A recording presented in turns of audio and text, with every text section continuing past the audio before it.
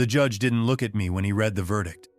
Guilty on all counts of misdemeanor animal cruelty. Sentencing will be scheduled within 30 days. My attorney put a hand on my arm like it would do something. It didn't. I stared ahead, jaw clenched, heart slow and heavy. The room didn't erupt or gasp, just a few quiet murmurs. The sound of my ex-wife dabbing her eyes for effect, and the bailiff asking us to stand. The dogs had been malnourished, the vet testified. The cat dehydrated. Empty bowls. Unchanged litter box. Neighbors claimed they hadn't seen anyone walk them in weeks. All of it painted a clear picture. To them, anyway. The prosecutor said I had callously abandoned my responsibilities as a pet owner. That I left them to starve in my own home while I went on a business trip.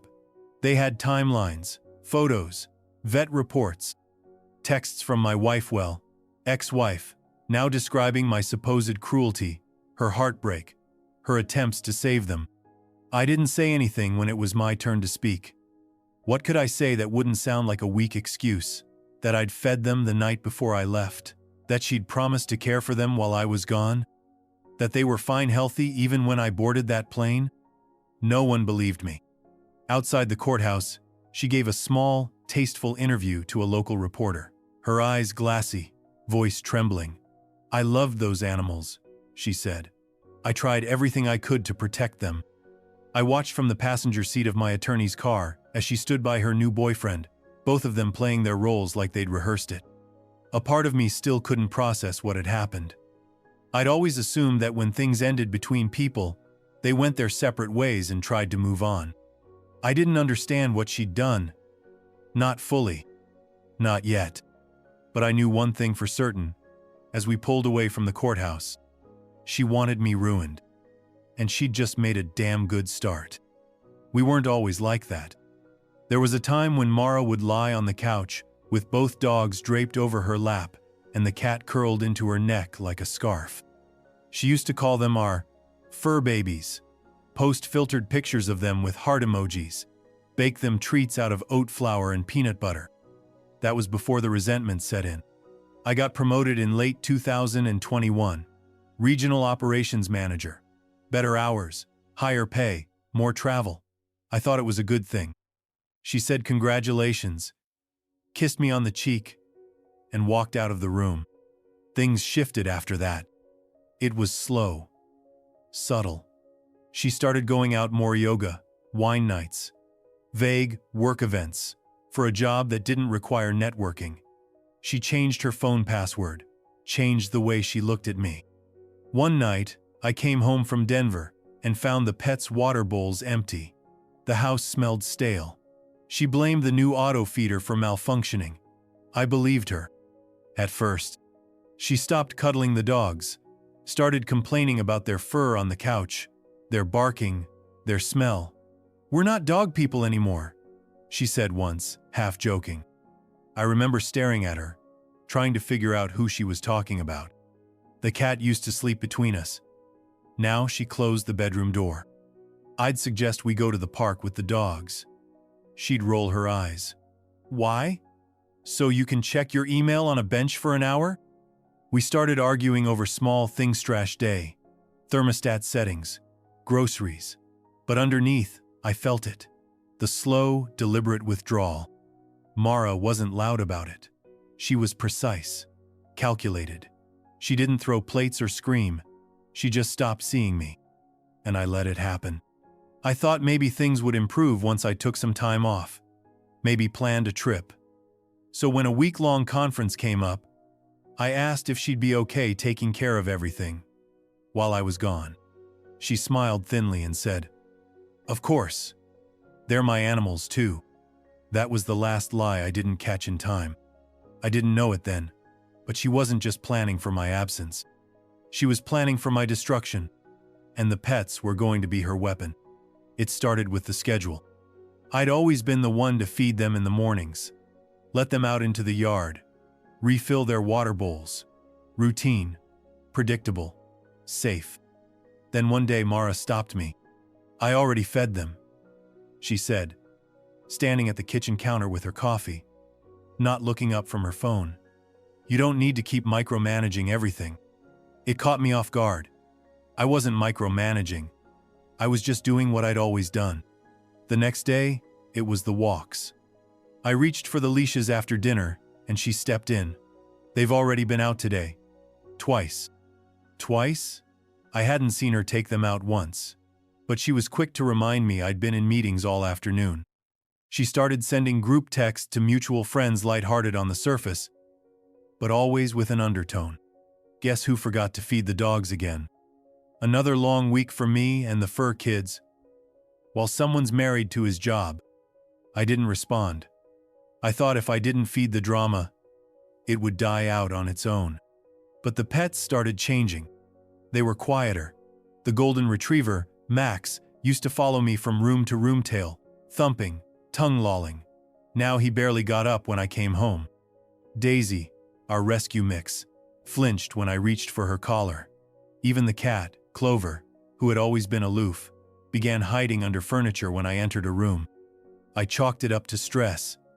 Maybe they were picking up on the tension between Mara and me. Maybe I was imagining things. One night I brought it up gently, said the dogs seemed off, that maybe we should take them in for a checkup. They're fine, she said flatly, rinsing a wine glass. You're just paranoid. She said it with the same tone she used when she talked to her sister about me tight-lipped patients. Like she was dealing with a problem she didn't have the energy to fix. That was the first time I wondered if something deeper was going on. I just didn't realize I was already being written into the story. The villain. The Denver trip was scheduled for mid-March. 5 days. Company conference, back-to-back panels, no pets allowed at the hotel. Are you sure you'll be okay handling them on your own? I asked. Mara looked up from her tablet and smiled. Jake, please. I've been a dog mom longer than you've been interested. She was calm. Too calm. The morning I left, I filled their water bowls and topped off the food containers. She walked me to the door with a travel mug and a kiss on the cheek. They'll be just fine. Go focus on your promotion. I should have known better. By the second day, I stopped getting updates about the pets. No photos, no texts, just a few short replies about her work schedule and how she was tired but managing. I FaceTimed her Onsish, answered from the bedroom with the camera angled too high to see anything behind her. They're asleep, she said quickly. Long walk wore them out. When I got home late Friday night, the house was cold, quiet. Max looked thinner. Daisy had a limp. Clover's litter box hadn't been scooped in days. The air smelled Stellino, sign of the cinnamon candle she usually lit when company was expected. What happened? I asked. Mara barely glanced up from the couch. They've been moody. Probably because they miss you. Don't start criticizing everything the minute you walk in the door. I didn't. I unpacked. Took the dogs out myself. Cleaned the litter box. Refilled the water bowls. They drank like they hadn't in days. Later that week, I found a printed photo on the kitchen counter. A shot of the dogs looking thin, lying on the hardwood floor. No timestamp, no context. Then came the vet receipts. Appointments I hadn't known about. Diagnoses that vaguely cited stress, underfeeding, lethargy. Why didn't you tell me they were sick? I asked. She shrugged. You've been so busy. I figured I'd handle it. I looked at the papers again. The vet's notes referenced owner reports, language that made it sound like I'd been absent, indifferent. She didn't need me to do anything. She just needed me to not do something, so she could fill in the blanks herself. With a lie. They came on a Tuesday. 2 animal control officers in plain uniforms, one with a clipboard, the other with a body cam already recording. A sheriff's deputy stood behind them, one hand resting on his belt. I opened the door in gym clothes, holding a bag of trash. Mr. Jacob Weller? The woman with the clipboard asked. Yes. We have a warrant to enter your residence based on a report of animal neglect. We'll need you to step aside. I blinked. Neglect? There must be some mistake. My dogs. Please step aside, sir. I did. The house didn't look like it normally did. The bowls in the kitchen were dry, crusted. The smell hit me before the officers even crossed the threshold, sour, stale. The trash hadn't been taken out. The litter box was overflowing. The woman jotted something down. "You live here alone?" "No. My wife, well, she's my wife still. Technically." "Is she home?" I shook my head. "She works late on Tuesdays." They photographed everything. The pets, the floor, the kitchen, the open cupboard, with an empty bag of kibble left on the bottom shelf, like a prop. It looked like a neglected home. But it wasn't mine. Not like this. "She told you I was hurting them, didn't she?" I asked. More to myself than to anyone else. No one answered. By the time they took the pets and cuffed my wrists behind my back, I wasn't even arguing. The words felt useless. "You have the right to remain silent," the deputy began. And I realized I'd already exercised it. At the station, they charged me with 3 counts of misdemeanor animal cruelty. Mugshot, fingerprints, release papers. Mara didn't answer her phone. She didn't need to. She'd already spoken, just not to me. Not directly. She had filed the complaint under her name, told them I'd grown aggressive, that I refused to feed them, that she'd been afraid to come forward. I'd been blindsided, set up like a fall guy in a play I didn't know I was in. But I was learning, and I'd remember every line. They set the trial date for early June. Hot days. Long nights. My attorney told me to keep a low profile and act remorseful. It would help with sentencing, he said, even if we didn't admit guilt outright. I didn't want leniency. I wanted truth. But truth was in short supply in that courtroom. Mara wore a gray blouse and soft makeup, like she was headed to a funeral. She took the stand with her hands folded in her lap, voice low and trembling just enough. "He used to love them," she said. "But after the promotion, it was like they became invisible to him." She told them she begged me to take them to the vet. That I refused. That I mocked her concern. That she'd been too afraid to speak up until the pets started shutting down. She teared up describing Max's ribs, Clover's weight loss, Daisy's limping. She described our home like a prison and me like the warden who lost interest. The vet confirmed malnutrition, dehydration. But when pressed under cross-examination, he admitted there was no proof of how it happened. No cameras, no timestamps. Could it have happened in a matter of days? My lawyer asked. The vet hesitated. It's possible, but unlikely without other contributing factors. That was the closest we came to reasonable doubt. When it was my turn to testify, I tried to explain about the conference, about how she'd promised to care for them. My lawyer showed some receipts bet food from the week before, but the prosecution said I could have bought it and never used it. We had no photos, no vet records in my name, no way to prove I hadn't ignored them. Just my word. And hers. And hers sounded better. In the gallery, a woman from a local animal rescue shook her head at me the whole time. The jury took less than 3 hours. Guilty. I didn't look at Mara. I didn't have to. She wasn't smiling, but she was satisfied. I walked out of that courtroom carrying a conviction and a question.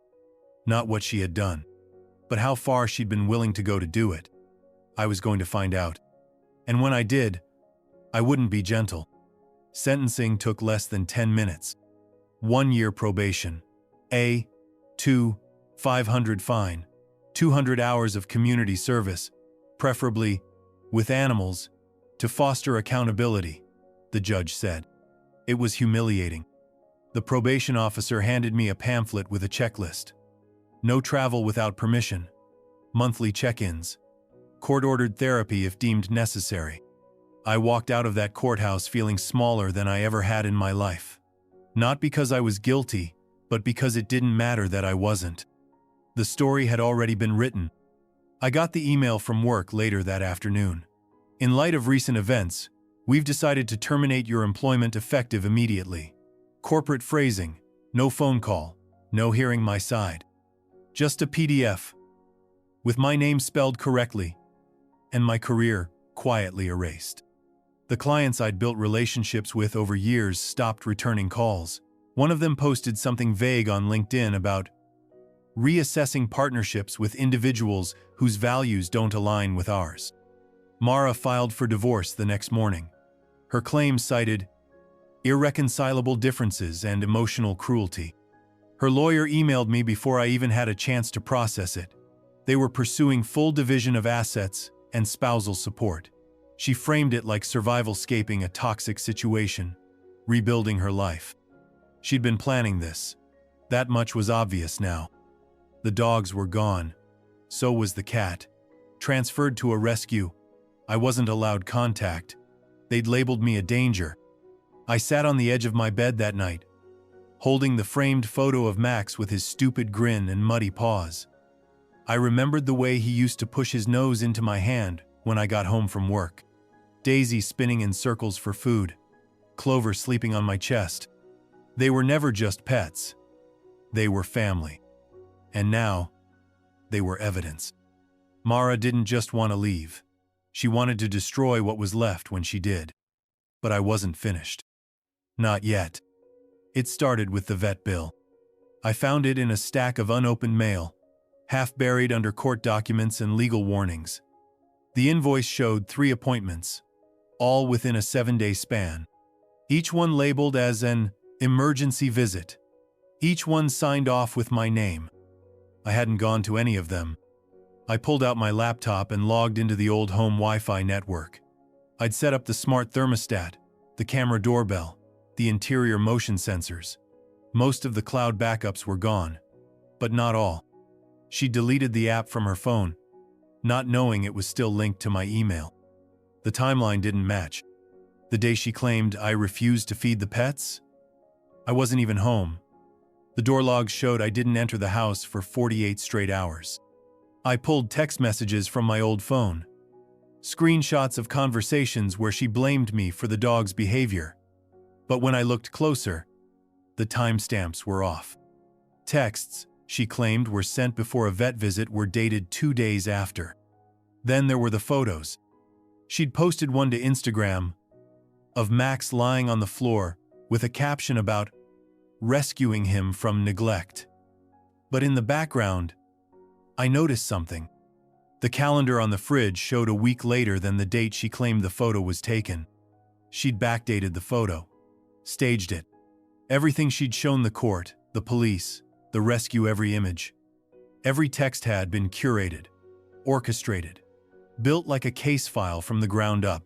That night, I opened a new folder on my desktop, named it Timeline. I started organizing everything: entry, logs, text backups, bank statements showing pet food purchases. I checked the timestamps on photos, the metadata on documents. The more I looked, the more cracks I found. She hadn't just lied. She'd planned it. And now that I knew the truth, I was going to rebuild it.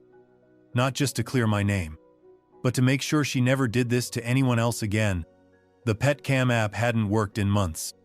Mara told me she uninstalled it when the base unit stopped syncing, and I didn't press the issue. Back then, I still believed technical problems were just that, technical. But the data was still there, buried in a forgotten cloud account I used for backup testing years ago.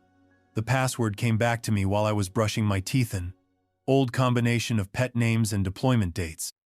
I typed it in without expecting much. And then the feed loaded. Timestamps, clips, motion-triggered segments, hundreds of them. The first one I opened was from the week I was in Denver. The dogs whining at the empty bowls, pacing. Mara entering the room, looking straight at the camera, and then reaching down to unplug the auto feeder. Another clip showed her pouring a scoop of food into the garbage disposal. Smiling, talking to someone on speakerphone.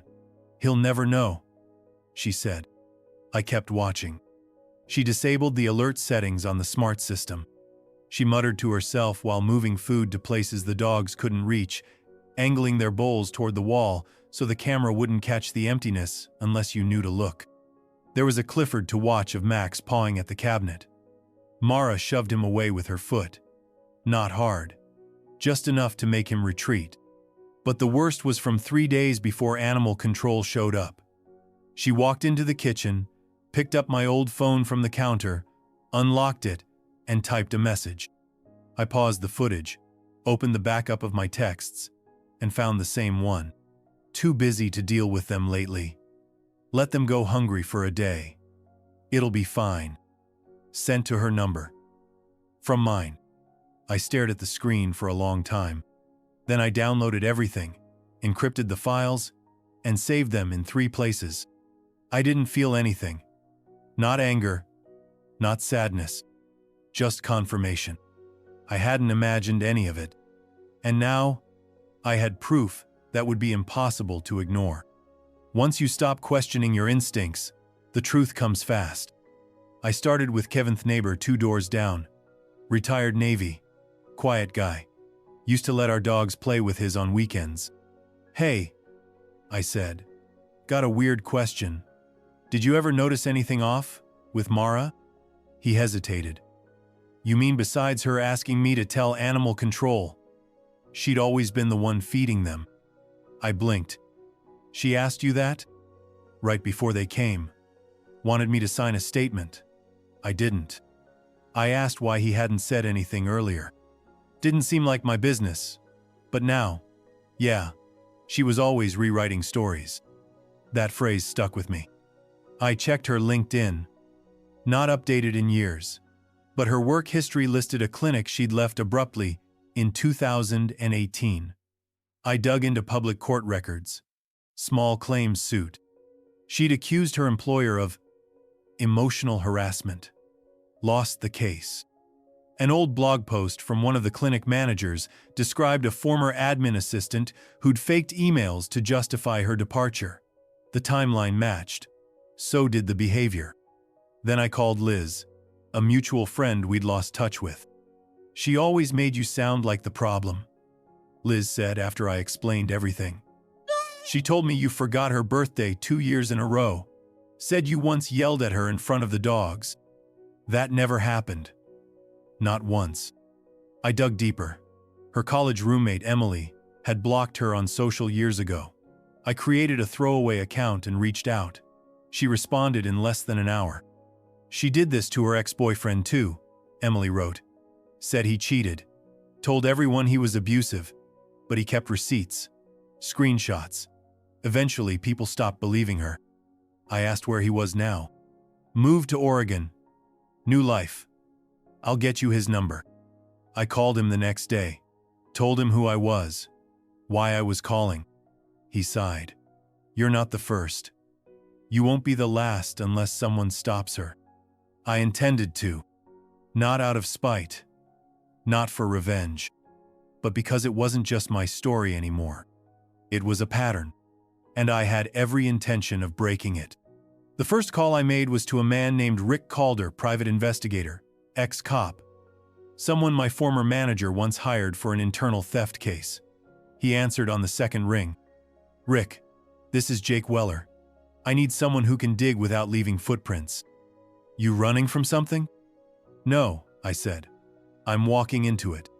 He met me the next morning at a diner outside of town. I brought a manila folder stuffed with everything: video stills, message logs, purchase receipts, appointment records. He flipped through the pages slowly. "She set you up. Thorough job too, but not flawless." That was all I needed to hear. Rick started running background checks. Workplaces, former landlords, a few credit pulls where she listed previous addresses I hadn't even known about. There were patterned short leases, quiet exits, often with disputes. I also hired an attorney named Monica Drew. Quiet, sharp, zero tolerance for manipulation. She didn't waste time with sympathy. "Do you want justice or revenge?" she asked, setting her coffee down. "Justice," I said, "but I won't cry if they overlap." We got to work. We rebuilt the timeline from scratch. Every trip I took, every vet bill, every time-stamped grocery receipt that contradicted her claims. Monica submitted formal requests for discovery from the original trial.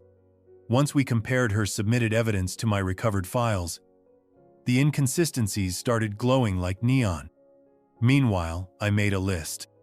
Kevin, the neighbor. Liz, the vet tech who remembered Mara canceling my appointments. Even the receptionist who'd heard her complain on speakerphone about needing a new angle for court. And then there was the old boyfriend from Oregon. He sent me the emails she'd faked during their breakup side by sides with the originals he still had. They were almost identical to the ones she'd forged under my name. She wasn't clever, just consistent. I compiled everything: names, documents, cross-referenced footage, and backed it all up 3 ways. I wasn't preparing for a fight. I was preparing for a reckoning. We filed the appeal on a Tuesday. New evidence, fraudulent testimony, tampering, dozens of exhibits. Monica labeled the packet Exoneration Weller, J. It felt heavier than the original verdict. Then came the civil suit: malicious prosecution, intentional infliction of emotional distress, defamation, and perjury. We filed under seal at first. Quiet. Surgical. The next day, Mara received a certified letter at her office. A cease and desist, drafted by Monica, formally demanding she retract prior statements about me to the media and mutual acquaintances. She didn't respond. But 3 days later, her social media accounts were suddenly wiped. Her work profile went private. Her best friend from yoga posted something vague about believing women doesn't mean excusing liars. I stayed quiet. Let the silence spread. The appeal court acknowledged receipt within the week. Monica forwarded me. The clerk's nota language was neutral, but the speed was not. They were interested. That meant the evidence had landed the way we needed it to. Rick flagged something interesting next. Mara had applied for a new apartment under a different name. Not legally changed, just a shortened variation. New city, new job, fresh start. Typical. We updated the court with her current address. The motion to compel her to testify in the civil suit followed. She was being pulled back in whether she wanted to or not. The same day the motion went through, I mailed another package. To the animal rescue that had taken Max, Daisy, and Clover. Inside was a copy of the footage. The one of her emptying the food into the sink, smiling like it was a joke. The email trail. The texts she'd faked. I didn't include a cover letter. The truth didn't need a narrator. I wasn't angry anymore. I was methodical. And Mara, so skilled at twisting reality to suit her version, was about to be forced into the one thing she couldn't manipulate. A timeline. With facts. And consequences. The appeal hearing was held in a smaller courtroom, no jury this time, just the judge, our evidence, and the silence that followed each revelation. Mara showed up with a different lawyer. He looked young, freshly pressed, and underprepared. She wore navy again. No tears this time, just stillness. Monica started with the security footage. No preamble, just a click, and there was Mara on the screen, tilting the food bowl, emptying it into the trash. The camera caught her laughing. Then the forged text side by side with their original metadata. Timestamps proved they'd been altered.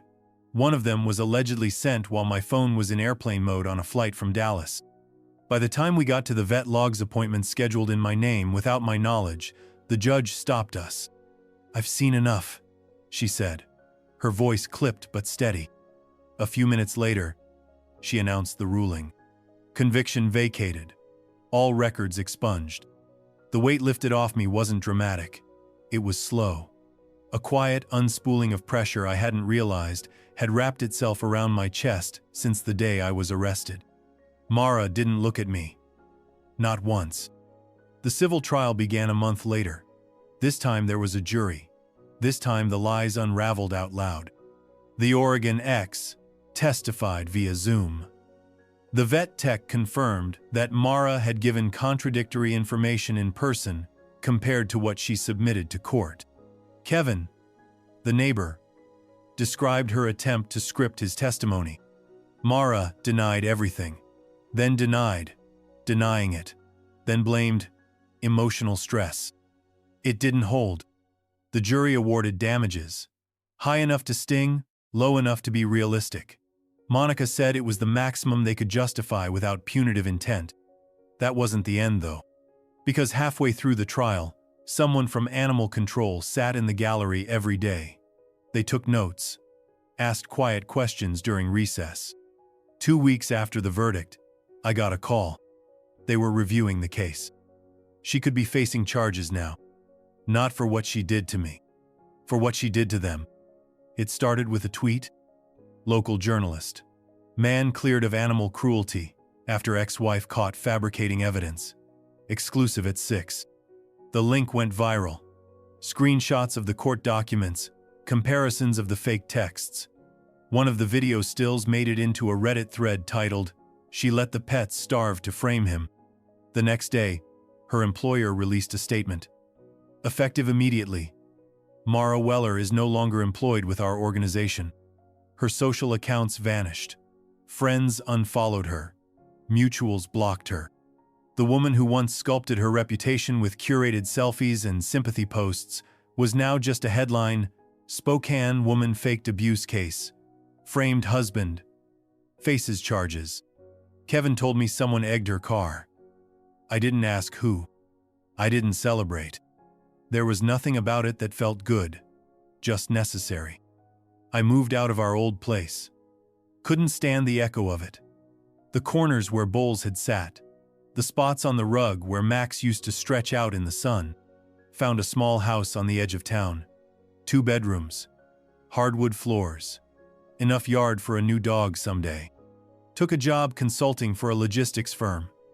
Nothing fancy, but it paid well, and didn't ask about my past. People started calling again. Not to apologize, just to reconnect. Some pretended they never believed it in the first place. I didn't bother correcting them. My name was clearing. Slowly. But that wasn't the part that mattered most. It was the quiet that returned. The kind where I could drink coffee in the morning without dread clawing at my ribs. Where I could look in the mirror and not flinch. I kept one framed photo Daisy on the porch. Tongue out. Ears lopsided. She didn't survive the rescue transfer. That part still hurts. But when I see her face, I remember what this was really about. Not revenge. Restoration. Of my name, my life, my future. And I wasn't done building it yet. They didn't make it. Max died within a month of the seizure. Kidney failure from prolonged malnutrition. The rescue did what they could, but the damage had been done long before they took him in. Clover lasted a little longer. Quietly, without drama. Just stopped eating. Slipped into sleep and didn't wake up. Daisy fought the longest. But her body gave out before she could be adopted. I wasn't allowed to visit during the case. When I was cleared, it was already too late. People ask me sometimes why I didn't sue the rescue, or the county, or the vet. I tell them the truth, because they were doing their jobs, based on the information they had. Mara didn't just lie to me. She lied to all of them. And they believed her. Because that's what manipulators do. Best bend the world, until the lie feels more reasonable than the truth. So now, I volunteer on Saturdays. Local shelter. Kennels need cleaning. Adoption forms need filing. Sometimes I just sit with the dogs that have trouble trusting people. Let them take their time. Let them decide when they're ready to come closer. There's one, a shepherd mix named Milo, who reminds me of Max. Same eyes. Same cautious loyalty. I haven't adopted him. Not yet. But I go every week. I started a small foundation too. Quietly. No name on the banner. Just monthly funds to cover emergency boarding and legal help for people caught in bad situations. Pets caught in the crossfire of custody battles or abuse. I don't make speeches. I don't go to fundraisers. I just write checks and keep the books clean. I think that's what peace looks like. Not forgetting, just finding a place to put the pain where it doesn't rot. where it can serve something better. My reputation came back in pieces. Slowly. But it's mine now. I own it. People know the truth. And more importantly, I know it. I was never who she said I was. And now she doesn't get to define the ending. I do. So here it is. I lived. And I lived well. Not with fury. Not with fire. Just with the quiet, steady strength of someone who knows exactly what was taken and what he still has left to build. This story was brutal. But this story on the right-hand side is even more insane.